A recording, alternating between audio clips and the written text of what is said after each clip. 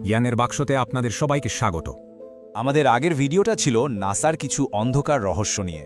যারা এখনও দেখেননি এই ভিডিওটা শেষ করে ওটা কিন্তু অবশ্যই দেখে নেবেন। আজকের আলোচনাটাও ঠিক ততটাই রোমাঞ্চকর হতে চলেছে। চলুন তাহলে শুরু করা যাক।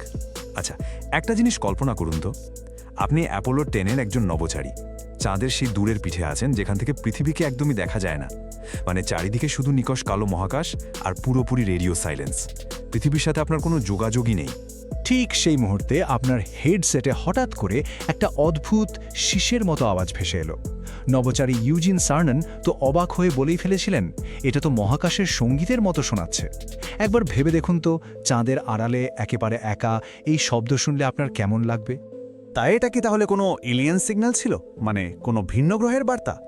বছরের পর বছর ধরে কিন্তু এই প্রশ্নটা বিজ্ঞানীদের আর মহাকাশ উৎসাহীদের ভাবিয়েছে। এর পেছনে কি সত্যিই কোনো অজানা রহস্য লুকিয়ে আছে? চলুন এবার কল্পনার জগৎ থেকে একটু বিজ্ঞানের জগতে ফেরা যাক। আর বিশ্বাস করুন, এর পেছনের আসল বৈজ্ঞানিক ব্যাখ্যাটা কিন্তু কোনো কল্পকাহিনীর চেয়ে কম রোমাঞ্চকর নয়। বিজ্ঞানীরা পরে জানান যে এর কারণ কোনো এলিয়েন নয়, বরং এটা ছিল রেডিও সিগন্যালের একটা খেলা।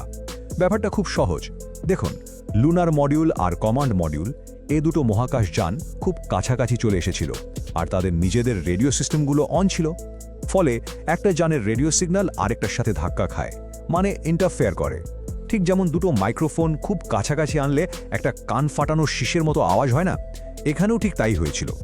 ব্যাপারটা যে কতটা অদ্ভুত ছিল তা অ্যাপোলো 11-এর নভোচারী মাইকেল কলিন্সের কথা শুনলেই বুঝতে পারবেন। উনি তো নিজের বইতে লিখেছেন, যদি আমাকে আগে থেকে এই ব্যাপারে কেউ সাবধান না করত, আমি তো ভয়েই মরে যেতাম। মানে বুঝতেই পারছেন শব্দটা কতটা ভুতুড়ে ছিল। কিন্তু দাঁড়ান, চাঁদের রহস্য কিন্তু এখানেই শেষ হচ্ছে না। শব্দের ব্যাপারটা তো না হয় বোঝা গেল, কিন্তু অ্যাপোলো নভোচারীরা এমন কিছু একটা দেখেছিলেন যার ব্যাখ্যা আরও অনেক বেশি জটিল, আরও অবিশ্বাস্য। অ্যাপোলো 11-এর নভোচারী বাজ আলড্রিন পরে জানিয়েছিলেন যে তিনি চোখের সামনে জোড়া আলোর ঝলকানি দেখতে পাচ্ছিলেন, কখনো বা একটা আলোর রেখা যার কোনো নির্দিষ্ট গতিপথ নেই। কিন্তু সবচেয়ে অবাক করার মতো ব্যাপার কি জানেন? এই সব কিছু তিনি দেখছিলেন তার চোখ বন্ধ থাকা অবস্থায়।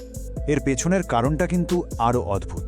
কসমিক রে বা মহাজাগতিক রশ্মি, এগুলোকে আপনি মহাকাশ থেকে ছুটে আসা অদৃশ্য প্রচণ্ড গতিশীল বুলেটের মতো ভাবতে পারেন। এই উচ্চ শক্তির কণাগুলো যখন নভোচারীদের চোখের মধ্যে দিয়ে সোজা চলে যেত, তখন সেগুলো সরাসরি তাদের অপটিক নার্ভকে, মানে যে স্নায়ুটা চোখ থেকে মস্তিষ্কে সিগন্যাল পাঠায়, সেটাকে গিয়ে উত্তেজিত করত। আর তার ফলে মস্তিষ্ক ধোঁকা খেয়ে ভাবত যে সে আলো দেখছে, যদিও আসলে সেখানে কোনো আলোই ছিল না। এটা ছিল এক কথায় একটা মহাজাগতিক বিভ্রম বা ইলিউশন। চাঁদকে জানার এই সফর কিন্তু আজও থেমে নেই, বুঝলেন? বরং সম্প্রতি আর্টেমিস 2 মিশন আমাদের সামনে চাঁদের ব্যাপারে একেবারে নতুন কিছু দরজা খুলে দিয়েছে। আর্টেমিস 2-এর নভোচারীরা যা যা দেখেছেন তা শুনলে আপনি অবাক হয়ে যাবেন। তারা চাঁদের বুকে 6টা উল্কাপাতের ঝলকানি দেখেছেন। চাঁদের যেটাকে আমরা ধূসর মাটি বলে জানি, সেখানে সবুজ আর জলপাই রঙের এমন সব সূক্ষ্ম শেড লক্ষ্য করেছেন যা আগে কোনো মানুষ নিজের চোখে দেখেনি। আর হ্যাঁ, চাঁদের বিশাল ওরিয়েন্টাল বেসিনের প্রথম সরাসরি সাক্ষীও হয়েছেন তারা। আর পৃথিবীতে বসে থাকা বিজ্ঞানীরা এই নতুন ডেটা পেয়ে তারা এতটাই উত্তেজিত হয়ে পড়েছিলেন যে কন্ট্রোল রুমে নাকি তাদের আনন্দের চিৎকার শোনা যাচ্ছিল। ভাবা যায়, এই তথ্যগুলো হয়তো চাঁদের ভূতত্ত্ব সম্পর্কে আমাদের এতদিনের ধারণাই পুরোপুরি বদলে দেবে। তাহলে দেখুন ব্যাপারটা কি দাঁড়ালো।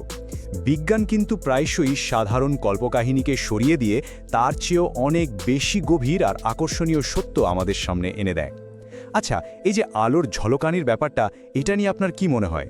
নিচে কমেন্ট করে আমাদের অবশ্যই জানান। আমাদের পরের ভিডিওর বিষয় কিন্তু আরও রোমাঞ্চকর হতে চলেছে। বিষয়টা হলো, যদি চাঁদ হঠাৎ করে উধাও হয়ে যায় তাহলে কি হবে? সেই রহস্যের পর্দাফাশ করতে আমাদের চ্যানেলটি এখনই সাবস্ক্রাইব করে বেল আইকনটা প্রেস করতে একদম ভুলবেন না। দেখা হচ্ছে পরের ভিডিওতে।